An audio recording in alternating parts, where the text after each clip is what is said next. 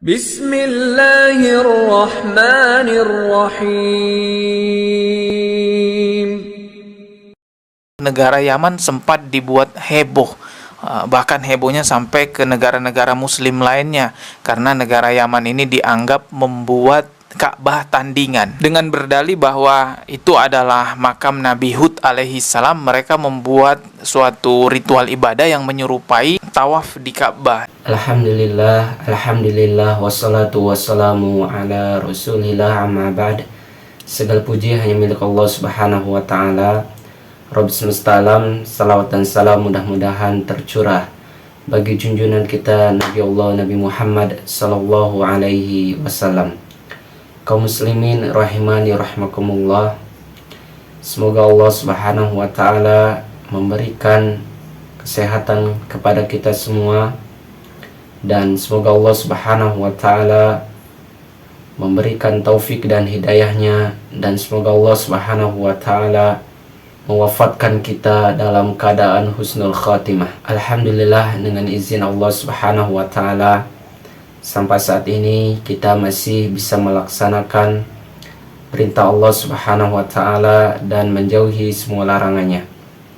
Kaum muslimin rahimani rahimakumullah, banyak oknum-oknum pemuka agama atau dari kalangan para habaib, yaitu oknum-oknum Ba'lawi, yang dimana mereka perlahan menyesatkan umat Islam.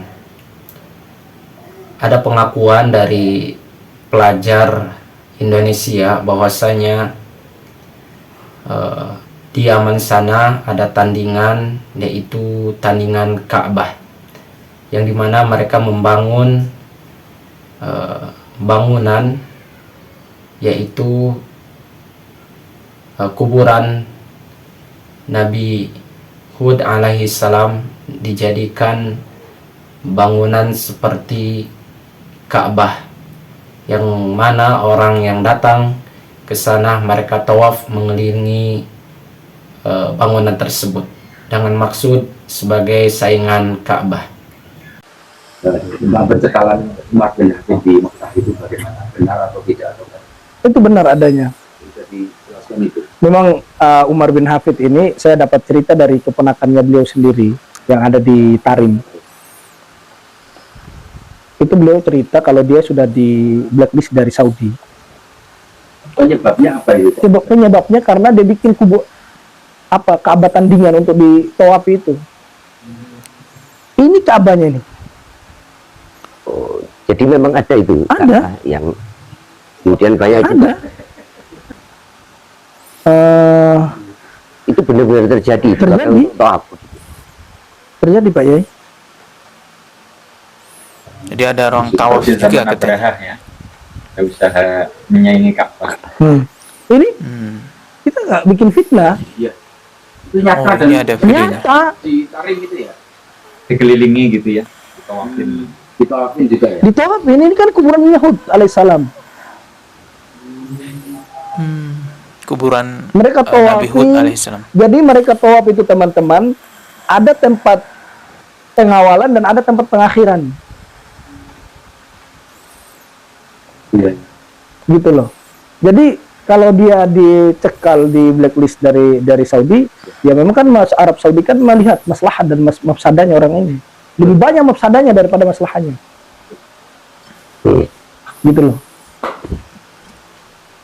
Jadi kadang-kadang mereka balas tuduhan Wahabi segala macam, tapi nggak begitu ulama di sana. Iya. Nggak ada orang Arab Saudi selama ini yang mengatakan orang Indonesia begini-begini. Pernah lihat orang Arab Saudi mencela amaliannya orang Indonesia? Mereka biasa aja. Cuma kan yang Ba'alawi selama ini membuangkan isu-isu tentang Wahabinya Arab Saudi lah, menuduh Arab Saudi lah, Arab Saudi ada tanduk setannya lah, apa itu Ba'alawi semua. Nauzubillah. Kan Astagfirullah. ngaco. Ya kalau memang Arab Saudi jelek, kenapa Indonesia masih minjam uang di sana? Tidak pakai bunga lagi. Kurang baik apa lagi itu? Dan kita ketahui bahwasanya oknum-oknum para habaib Ba'lawi ini ya tak segan-segan mendoktrin ya orang-orang Indonesia yang dalam tanda petik yang SDM-nya rendah dengan mudah dengan mendoktrin ya, dengan contoh misalnya membawa khurafat yaitu kiswah Ka'bah, kiswah Nabi Muhammad SAW, terompah Nabi Muhammad SAW dan sebagainya. Dan ternyata di negara mereka pun, yaitu di Hadramaut, di Yaman, mereka membuat tandingan Ka'bah agar ya umat Islam tidak lagi melaksanakan ibadah haji ke Ka'bah, yaitu ke Baitullah. Ya, umat Islam ini supaya mereka beribadah ke Yaman, ke Hadramaut. Ya, dengan tujuan dan maksud ya, seperti biasa, yaitu bisnis agama.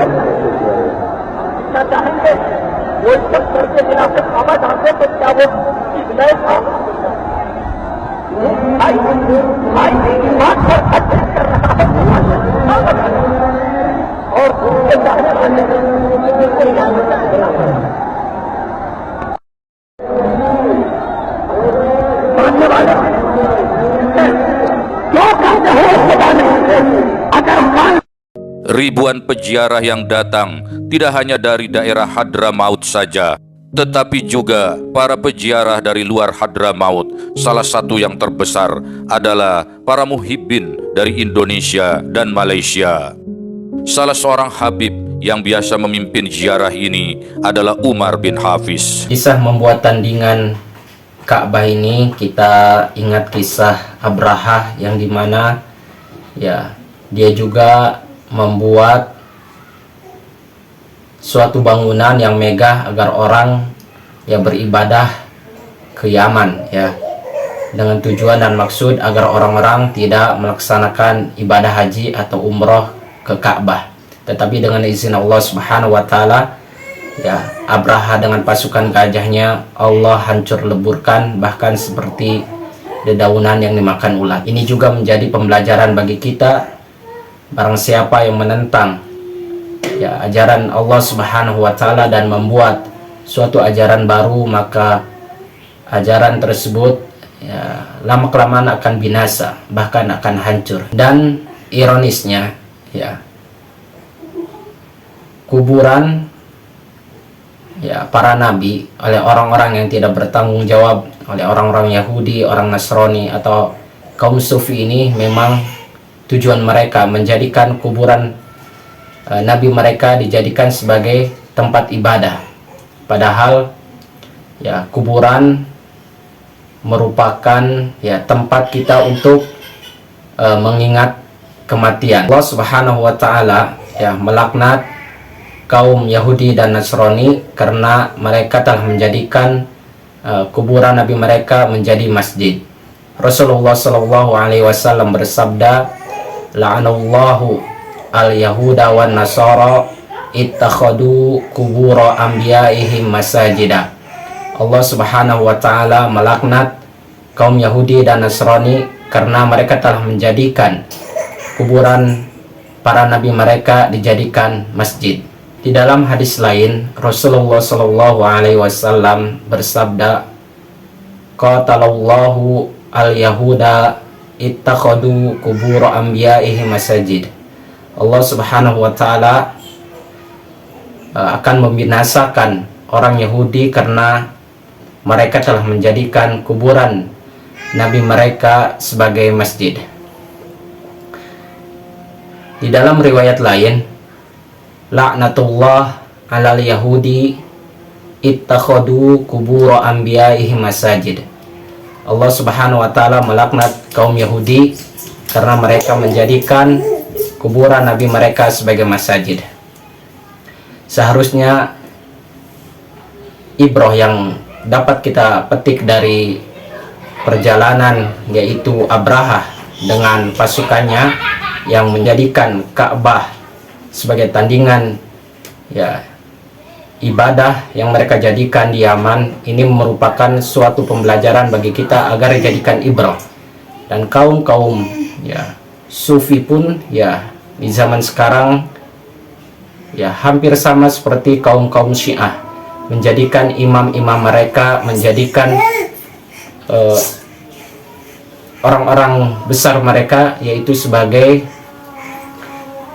tempat beribadah untuk bersujud ya, dengan alasan yang lainnya, padahal ibadah hanya kepada Allah Subhanahu wa taala.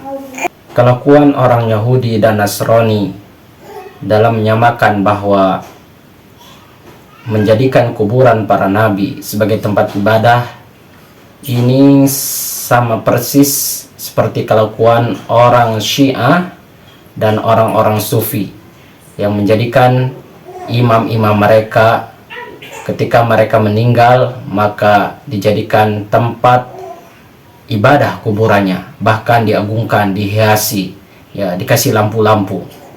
Padahal Rasulullah SAW telah melarang hal tersebut. Berikut penjelasan dari ulama atau dari Ustadz Malaysia, Ustadz Abdul Qadir. Seorang pendakwa di Perlis, salah satu bagian dari wilayah negara Malaysia, menyebut bahwa makam Nabi Hud alaihi salam yang ada di Hadramaut itu merupakan makam palsu.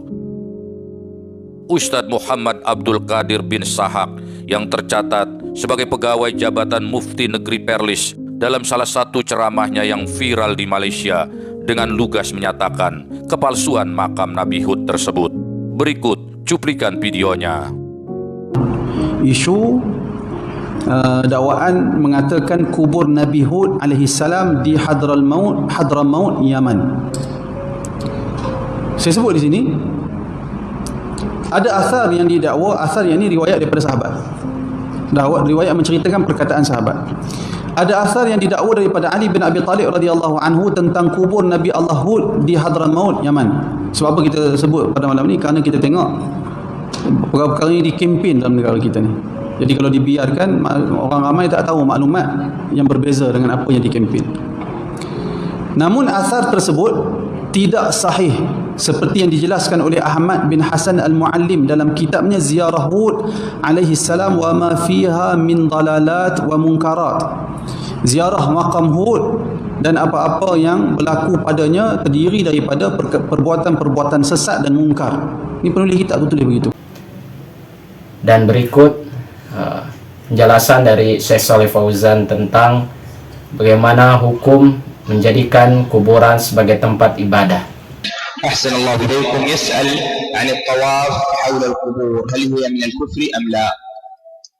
إن كان يعتقد أن الطواف على القبر أنه عبادة لله وأن الله أمر بهذا ولا يتقرب إلى القبر إنما يتقرب إلى الله، لكن ظن أن الطواف بالقبر يرضي الله عز وجل، فهذا يعذر بالجهل ولا يحكم عليه. يقال أنه فعل كبيرة من كبائر الذنوب ويعذر بالجهل، بدعة، لأن الطواف بالقبور على هذا النمط بدعة ما شرعه الله عز وجل. أما إذا طاف بالقبر يتقرب إلى الميت فهذا شرك أكبر، لأن الطواف عبادة، فإذا جعله لغير الله هذا شرك أكبر. الحاصل أن الطواف بالقبر إن كان يقصد أنه لله ويظن أن الطواف بالقبر، شاف الناس يطوفون يظن أنه مشروع وأنه يؤجر عليه أجر، فهذا بدعة ولكنه لا يكفر، يعتبر مبتدعا. أما إذا طاف بالقبر يتقرب إلى الميت بطوافه فهذا شرك أكبر. Semoga Allah Subhanahu wa taala menjaga anak cucu kita dari laknat Allah Subhanahu wa taala, dari kelakuan orang Yahudi dan Nasrani, orang-orang Syiah, orang-orang Sufi yang menjadikan kuburan sebagai tempat ibadah, padahal Allah Subhanahu wa taala telah melaknat kelakuan orang-orang tersebut. Barakallahu fikum. Alhamdulillahi rabbil alamin.